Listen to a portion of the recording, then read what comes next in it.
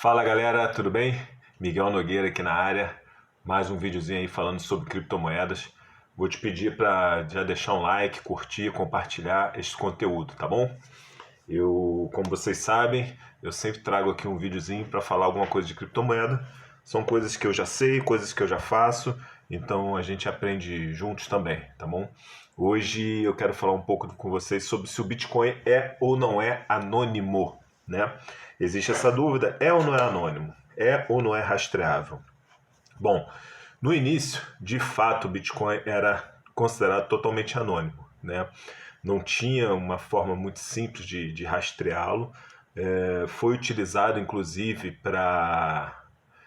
como moeda de troca em sites na Dark Web, tá? Inclusive, tinha um site muito famoso chamado Silk Road, onde era possível comprar de tudo ali naquele site, tinha de tudo, né? Os criminosos faziam uma festa lá nesse site porque você comprava e vendia utilizando principalmente Bitcoin.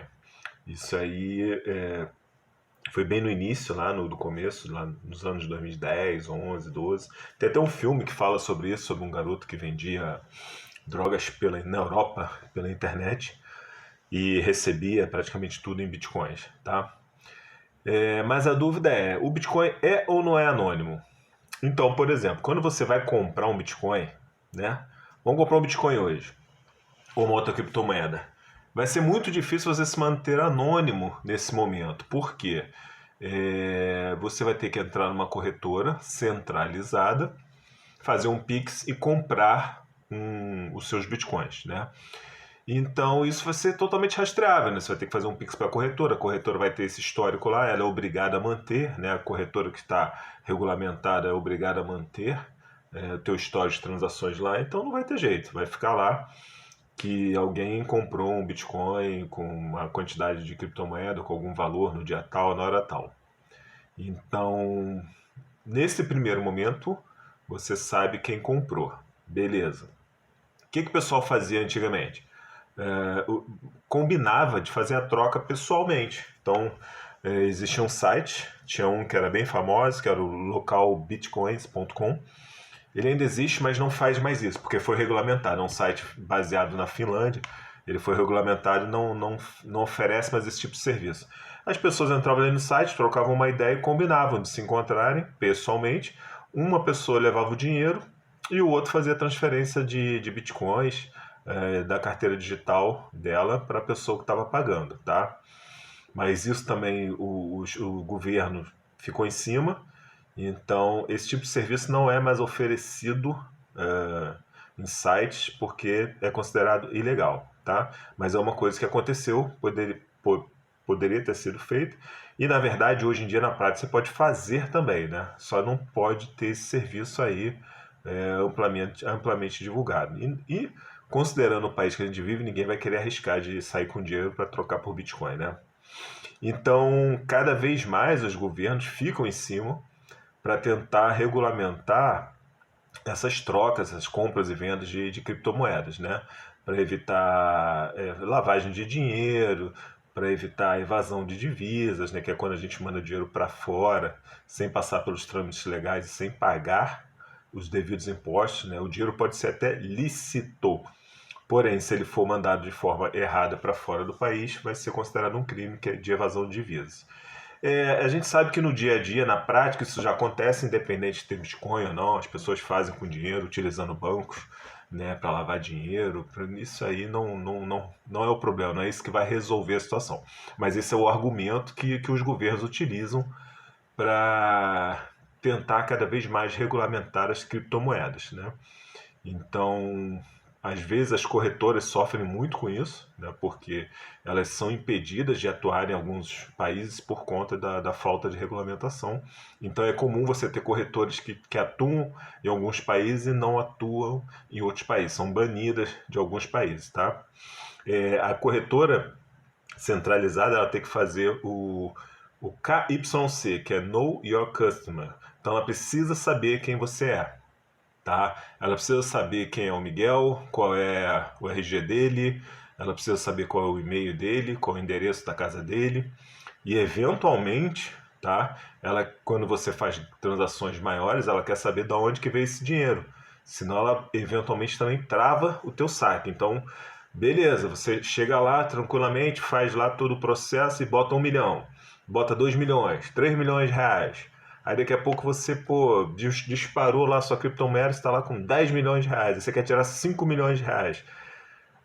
A corretora, dependendo do ambiente regulatório que ela estiver, ela vai te questionar sobre isso e você eventualmente vai ter que provar que recebeu o dinheiro licitamente, com documentações de contra-cheque, comprovante de venda de alguma coisa, contrato, alguma coisa, você vai ter que comprovar a forma lícita daquele dinheiro, dependendo do ambiente regulatório, tá? Só que no meio disso tudo, dessas dores, né, sempre vão surgir empresas que querem resolver essas questões, tá? Então, por exemplo, por um tempo utilizou-se algumas empresas, elas embaralhavam, você comprava o Bitcoin, tá? E aí você não queria que aquilo fosse rastreado mais. O que você estava fazendo com o seu Bitcoin?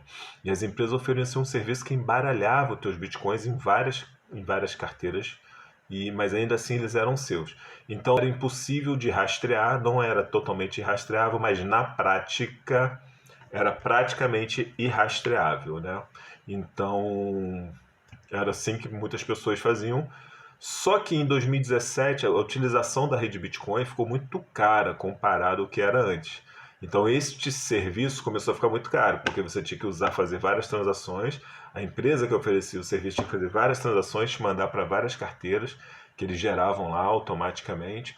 Então ficou um serviço caro e acabou caindo em desuso, né? Mas esse serviço existe até hoje, tá? Inclusive tem um site que é o cashhuffle.com, onde é possível embaralhar a criptomoeda Bitcoin Cash, que foi um fork, né? Foi um fork do Bitcoin. Então ainda existe, não é muito utilizado, mas não acabou, né? Então você compra a Bitcoin Cash, você quer esconder isso, tal, tem essa possibilidade, tá bom?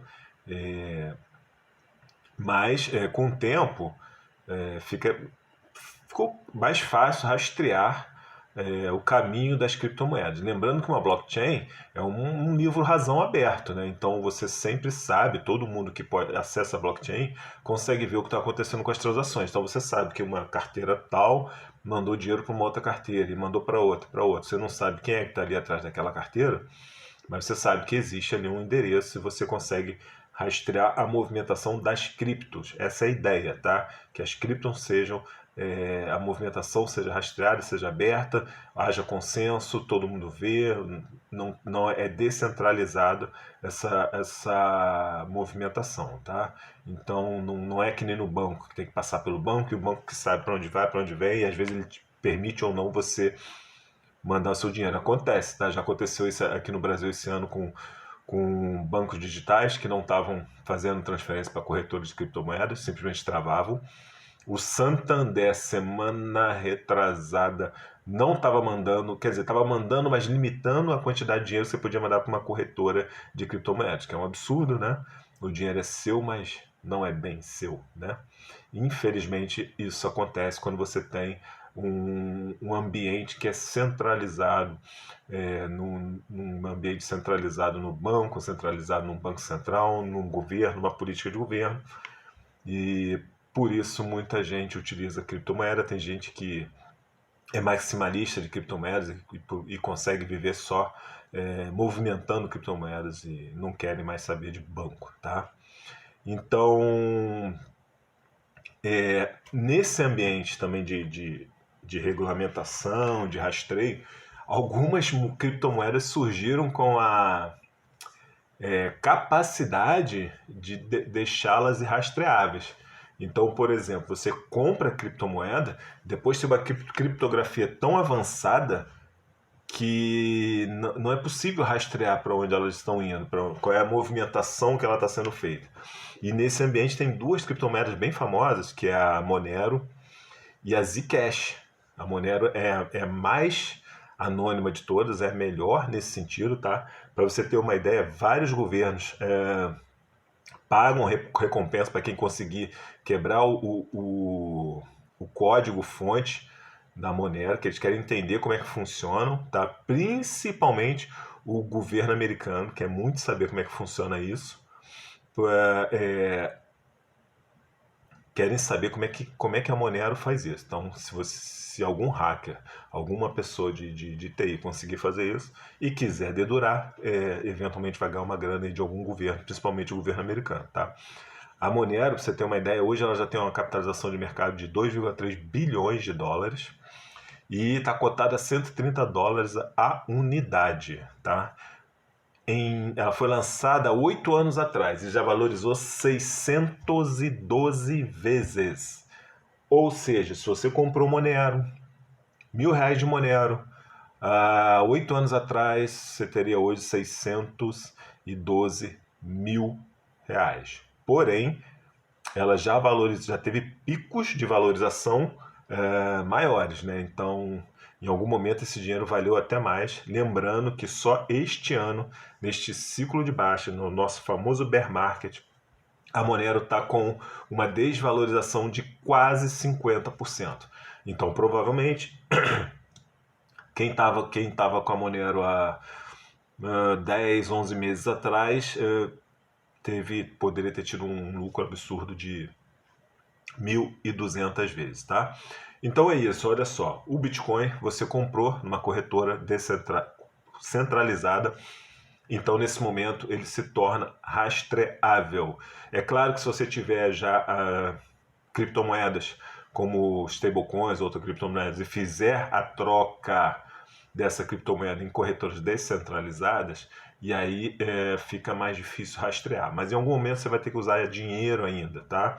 Ou eventualmente, sei lá, teu vizinho está vendendo Bitcoin, tu vai lá dar o dinheiro para ele manda para tua carteira o Bitcoin, tá tudo bem. Aí não tem como rastrear.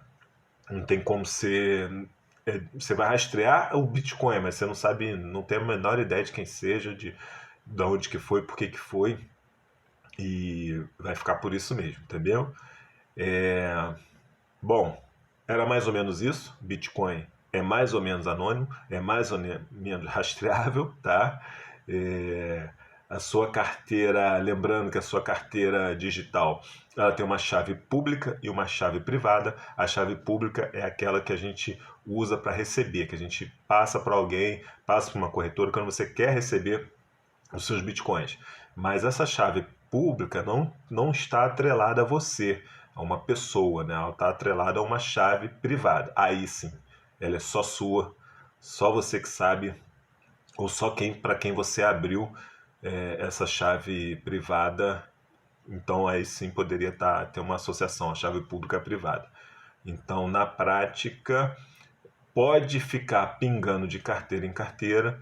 Você vai saber para onde está indo aquela criptomoeda que se originou numa compra, por exemplo, numa corretora centralizada, mas você não vai saber quem é o dono daquela carteira, tá bom? Então, hoje era um vídeo curtinho, era só isso, quase isso, nem tão curto, né? Já está 13 minutos. E como eu sempre digo, galera, se você não investe em criptomoeda, mas tem interesse, está querendo começar a sentir um pouco esse ambiente, por mais que esteja um momento turbulento, é um bom momento, porque as criptomoedas estão em baixa, tá? Estão muito em baixa, é um ciclo está em tendência de baixa. Então, para quem pensa no longo prazo, aí quando eu falo longo prazo são 2 a 3 anos, criptomoedas como Bitcoin, como Ethereum estão bem baratas e provavelmente vão dar um bom retorno aí no próximo ciclo de alta entre 2024 e 2025, tá bom?